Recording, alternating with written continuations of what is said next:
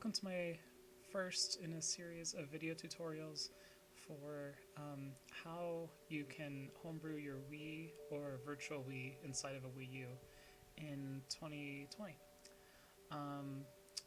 So let's get right to it. So right off the bat, anytime you want to install unauthorized software on a system, you need two things. First, you need the software you want to run, and the second is you need an exploit that will allow you to run that software. There's a lot of great exploits for the Wii that you can use. One of the easiest ones as far as working on multiple versions of the Wii, including the virtual Wii, is called Smash Stack, and that is an exploit in the Super Smash Bros. Brawl custom stage loader. So for this tutorial, that's the exploit that I'm going to be using. So as you can see, I already have my Brawl disc in my virtual Wii, and the reason that I'm making this tutorial is because a lot of the tutorials for how to homebrew a Wii are really outdated, and they don't have great compatibility with the virtual Wii. So hopefully this will be very helpful. So, as you can see, I've never installed the Homebrew Channel on this device before. All of these apps and things I downloaded from the Wii shop before it closed down. Anyway, let's load into Brawl here.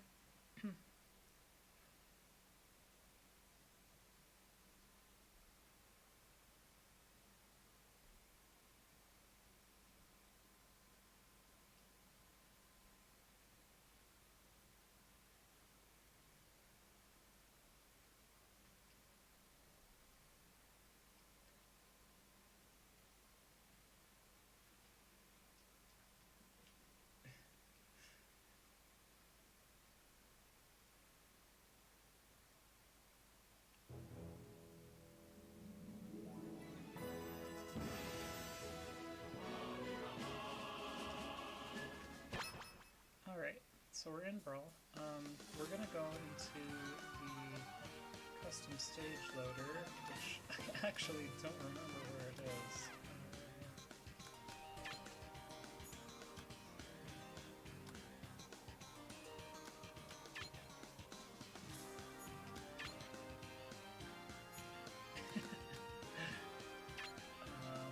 Sorry, one second here. I don't actually know where this is. Oh, here we go. Okay, so it's in Vault. Good to know. It's been a long time since I've played Brawl. Anyway, so yeah, inside of Vault you have the stage builder. And what you want to do is any custom stages that are already in here, you want to move them to the SD card. Although, actually, I can't do that because I have an SDHC card in my console. And so that isn't going to work. Alternatively, you can simply just erase all these custom stages. So that's what I'm going to do.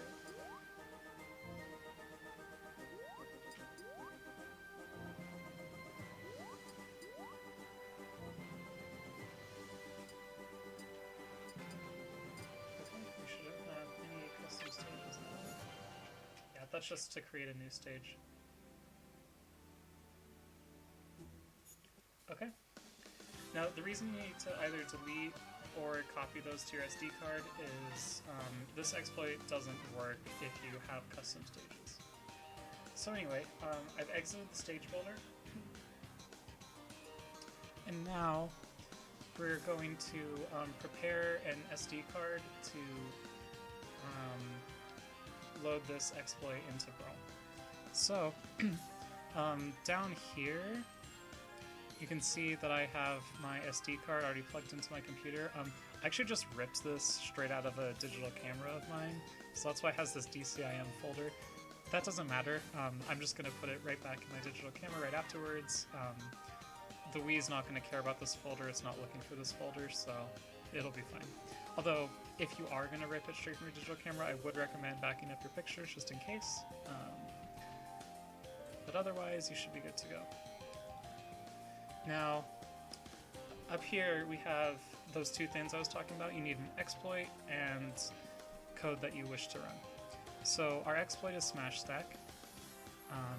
So we're just going to copy this private folder to the root of the SD card. And then the piece of code we want to run is the hack.me installer, which will install the Homebrew Channel. Well, it'll give you the option to install the Homebrew Channel and bootme.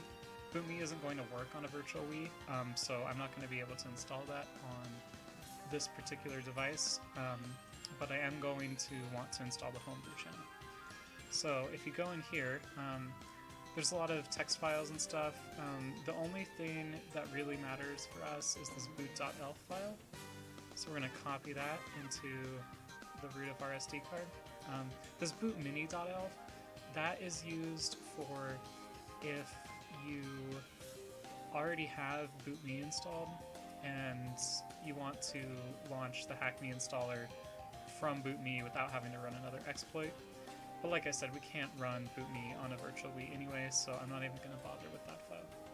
So this is what your SD card should look like. You don't need this DCIM folder. Again, this is just because I took it from a digital camera. But otherwise, everything should be good to go. In fact, I think I'm gonna back up my DCIM folder, as I mentioned everyone should do. So let me just do that really quickly here.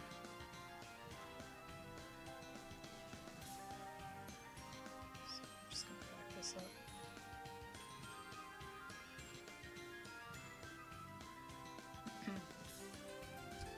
So that's backing up now. And then once it backs up, I'm going to put the prepared SD card into my Wii U. This does need to be a regular SD card, which means it needs to be 2 gigabytes or smaller in size. Anything that's over 2 gigabytes but less than 32 gigabytes won't work for installing the exploit, but you will be able to use it to run your apps off it. So that's why I'm going to be using 2 different SD cards. I'm using a regular SD to load the exploit, and then a SDHC card, which is 32 gigabytes to run the code. To run the custom apps you want to run is what I mean. So anyway, that's all done. So I'm going to close this. I'm going to eject my USB drive.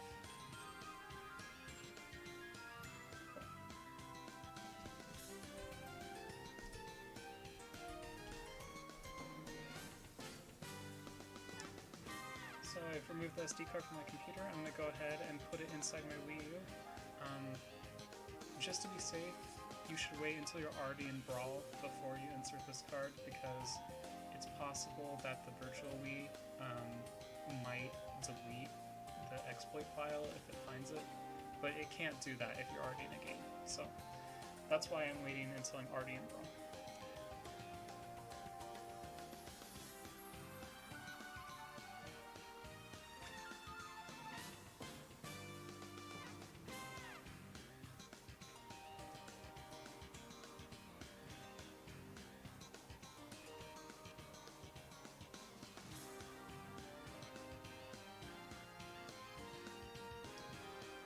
Okay, I've gone ahead and inserted the prepared SD card into my Wii U, so as soon as I launch Stage Builder, the exploit should launch.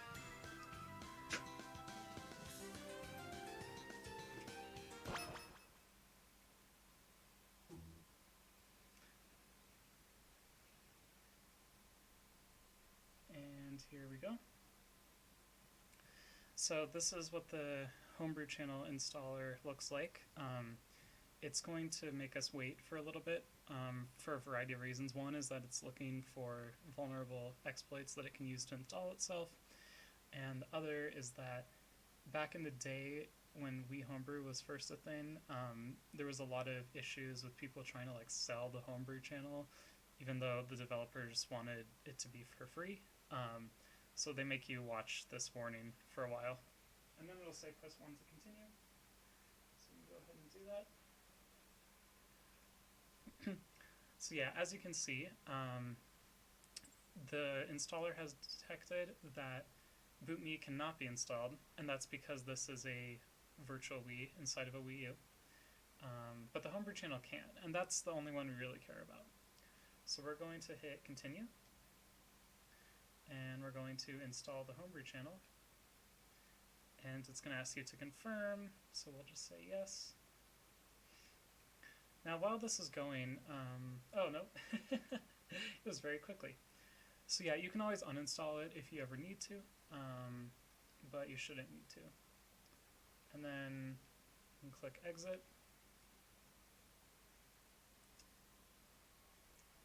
And now we're in the Homebrew channel. We don't currently have any apps inside of the Homebrew channel, so that's why it's blank in here. But we can easily remedy that.